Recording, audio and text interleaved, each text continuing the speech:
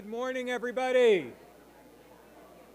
Good morning, everybody. Welcome to the Data and Programmatic Insider Summit. Welcome to Tahoe.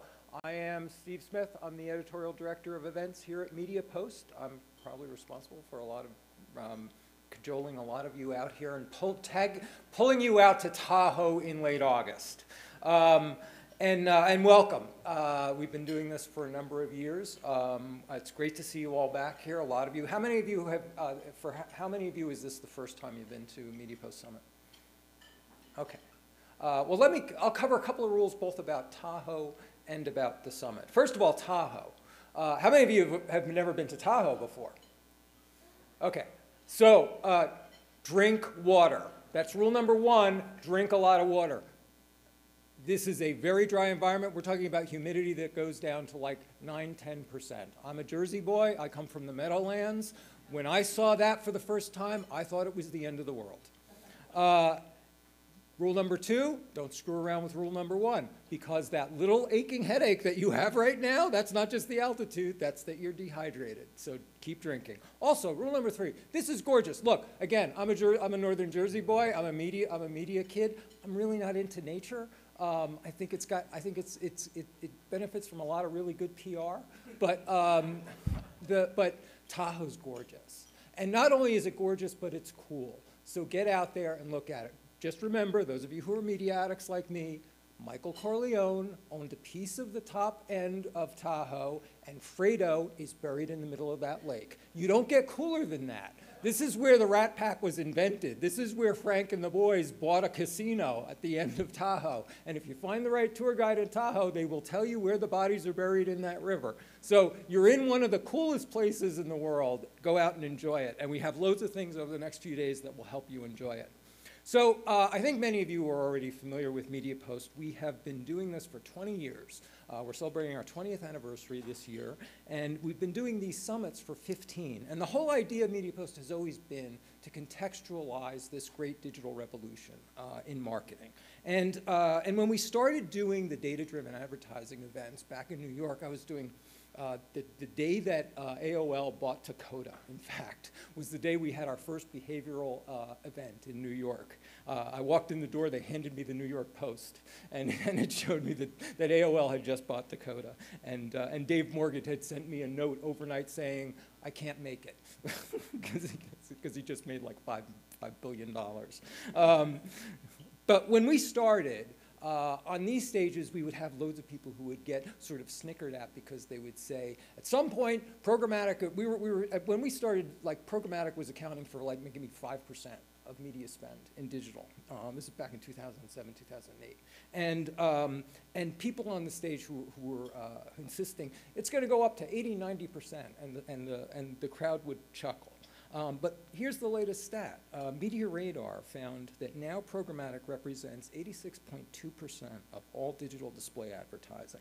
75% of all brands are in some way buying some form of programmatic advertising.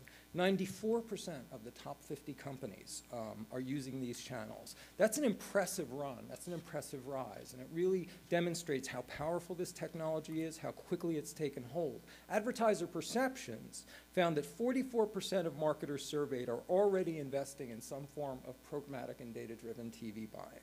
So programmatic is now the infrastructure of advertising.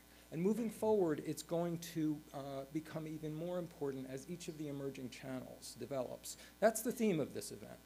Programmatic everywhere. What are the implications here?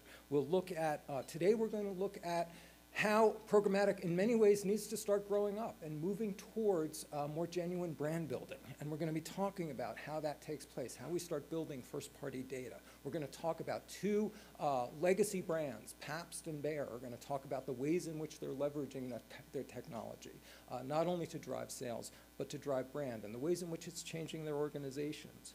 Tomorrow, we're going to be talking about the ways in which this is really starting to change the ways in which brands are organizing around data and reorganizing their marketing departments. We'll be hearing from Nordstrom, from AARP, and from Diageo, as well as talking about the ways in which programmatic really is moving everywhere, the ways in which we're starting to see it move into audio, out of home, and of course in video. And we're going to see that in a second. We're going to see exactly how much marketers and money is really starting to focus on programmatic video. And then on day three, we're going to look more at tactics. We're going to talk about the changing dynamics of the marketplace itself. And we'll also be talking about the ways in which political marketing has been leading the way in leveraging a lot of these tools very creatively. And we'll get a case study about what some of the lessons were learned from the last election. So we're seeing programmatic grow up. We're starting to see it really move into genuine brand building, and we're having a challenge of how we do that, since many of these tools had been aimed at performance for so long. But we're also seeing the ways in which it's reorganizing companies altogether and getting them to think about how they do their media. In fact, our keynote today is going to talk a lot about that. We're going to be in many ways, what all of this is aiming towards is how the machines move us towards more human interaction. That's the irony of programmatic. And a lot of the data-driven advertising is that ultimately the point here is not just to be able to target and to gain efficiencies, but also to start knitting all of this together. The idea of programmatic everywhere is that if the data can really reach across all of the different media channels and all of the different touch points, then maybe finally the machines can move us towards a more human kind of communication where we're having genuine conversations, we're taking into account how people are interacting with us on this channel and talk to them differently on that channel. So ultimately the aim here is not just full mechanization and automation. In many ways the goal is really a very human one. But I want to start, as we do with all of these summits, with you and your perspectives, because this really is a peer-to-peer sharing event. It really has to do with the ideas and the insights that you're bringing into this, and we're setting up a structure whereby you can share them. So I want to start with a poll that I did of the VIPs who are coming to the event, and I do this for every summit, and try to take the temperature of where they are, ask a whole series of questions, most of them very general, about where the money is going for them, where their thinking is. So I started with the basic question of media allocation, and I asked everyone, where is the money going? What I did was I've collected all of these together in a bit of a hodgepodge. They'll be online if you want to look at them later. But so I asked where people are seeing the most shift in their media budgets in the last year.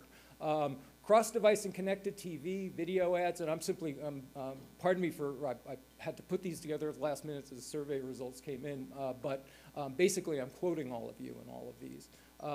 But of course, the big one was connected TV and OTT, connected TV, and advanced TV. That's where a lot of the focus is. We'll be talking a lot about that tomorrow, in fact.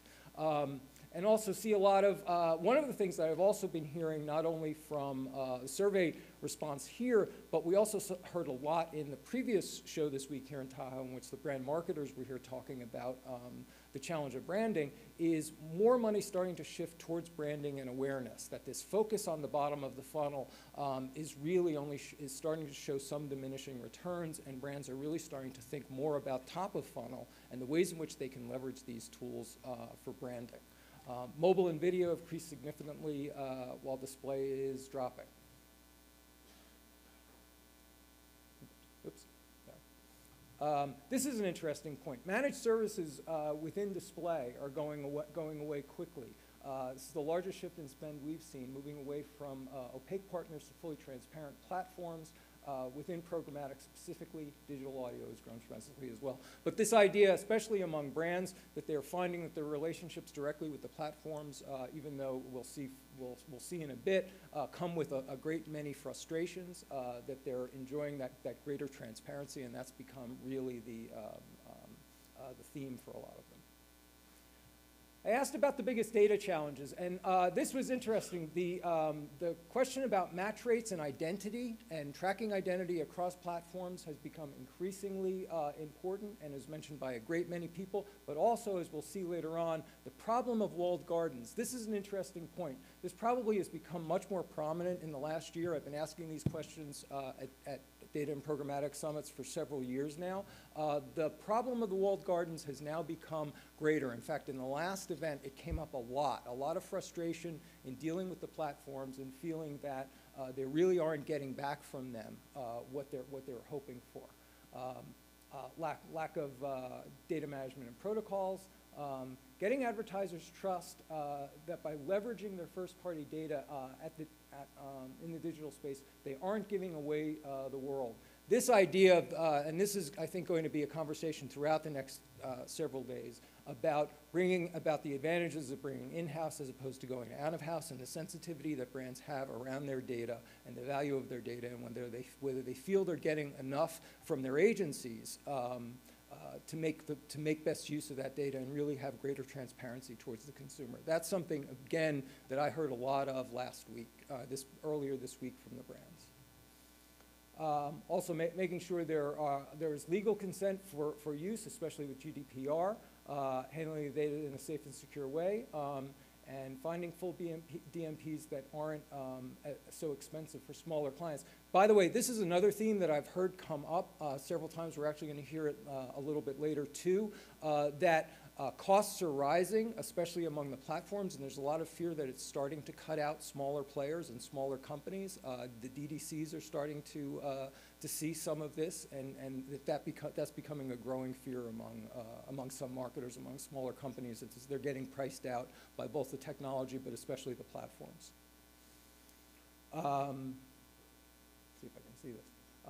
Pixeling the site.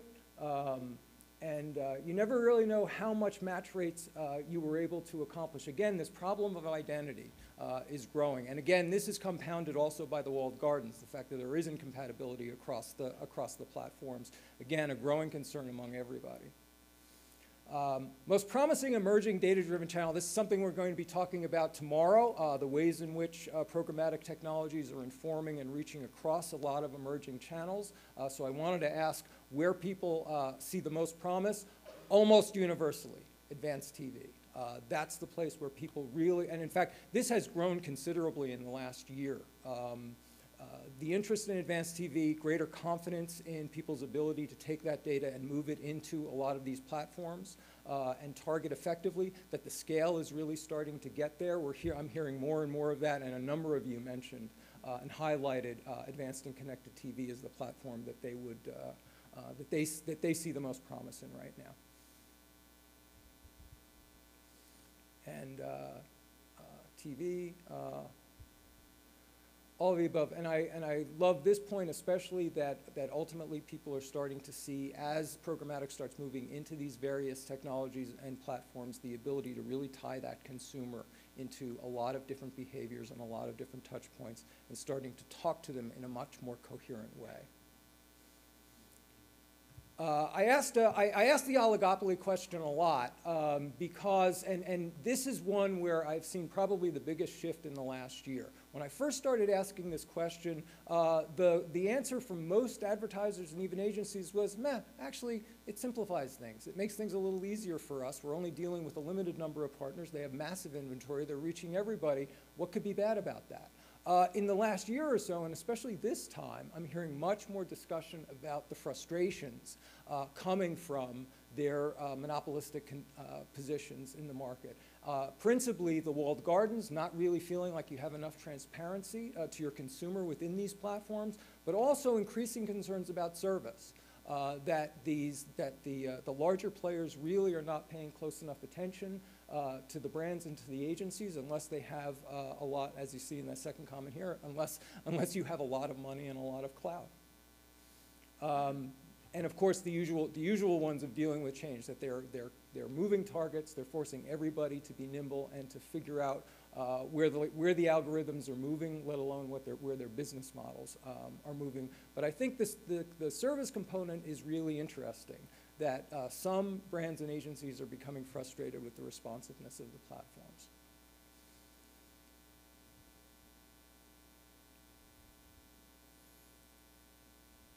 And of course, the complexity.